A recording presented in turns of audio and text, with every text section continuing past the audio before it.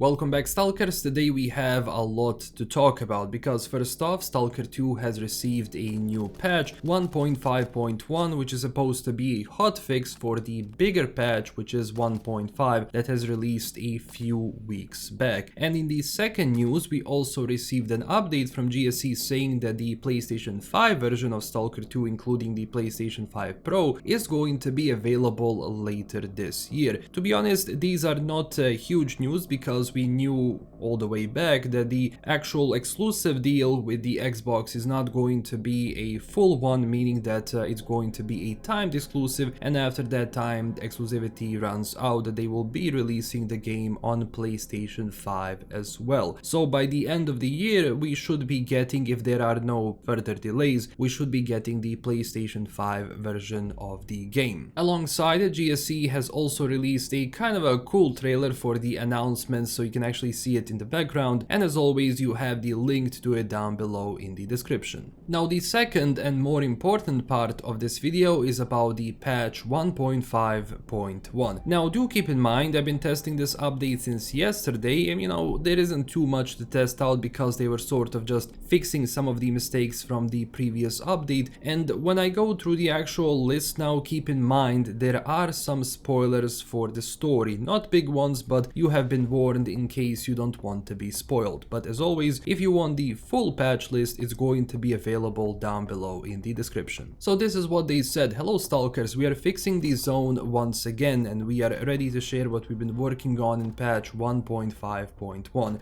Chaos Hour is over, bloodsuckers are no longer invited to the party with stalkers inside hubs, they cannot behave after a few shots at a bar, and NPCs no longer fly away after particularly skillful headshots. So these were two sort of the biggest issues with the patch 1.5, where you had bloodsuckers actively going into hubs, and this was not a good experience because sometimes some of those NPCs would actually die. Of course not the main ones, but if you have a few bloodsuckers walk around into a zone, or especially a social hub, this is going to be a problem because they take a lot of damage and NPCs do not really tend to take a lot of damage. So I'm really glad this was fixed, and honestly, when it comes to the entire game itself, I do hope they sort of revise the amount of bloodsuckers that Stalker 2 has, because one of the things which sort of annoying me in like a lot of locations throughout this game is that a lot of them are actually filled with bloodsuckers instead of randomizing it into actually having some other mutants within it. And for like the lore perspective, there are just way too many bloodsuckers nearby, especially in areas where they shouldn't really be present.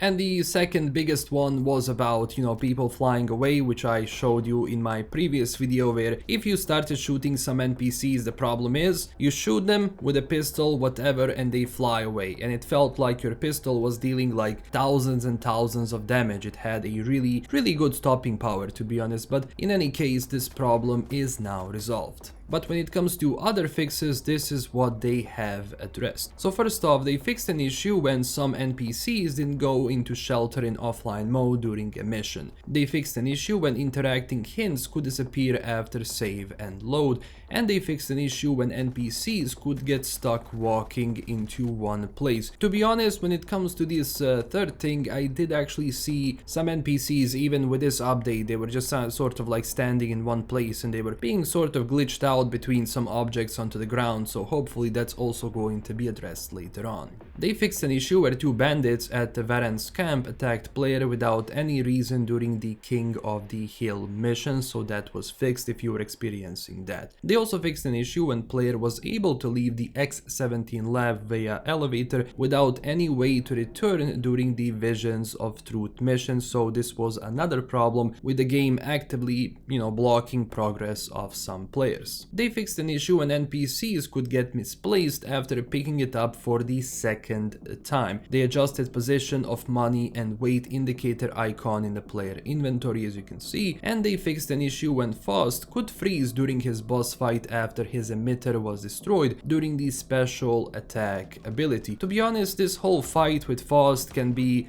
incredibly buggy from time to time. Things have been getting better and better, but I do remember when this game came out, a lot of these, not just with Faust, but with all of the other bosses, which I don't want to spoil, the actual experience was really not that enjoyable, especially when it comes to how the fight was flowing and the damage you were dealing and the damage that was dealt with to you. So one of the ways people were sort of doing it is cheesing with grenades and so on, like basically through that way. They fixed an issue when the context menu was impossible to open twice for the same item in the looting window. They fixed 2 exception access violation crashes, which usually happens when you crash. You get that pop-up saying like this is going to be that issue. Well, hopefully you're gonna be crashing a lot less now. To be honest, after patch 1.5 I didn't experience a single crash, but at the same time, like, look, every single person who's playing this game is going to have sort of a different experience with the bugs and issues they encounter in general. They fixed an issue when the assault on the Duga mission could be stuck if the player had slept before talking to s.t.a.l.k.e.r. Very specific issue. They also fixed an issue when the FOV value automatically resets to 110 on ultra-wide monitors. They fixed an issue when the A-life mutants and NPCs could be found in restricted areas, which I already talked about before. Now, they also fixed an issue when the NPC's left hand could be in an improper position when NPC holds a pistol,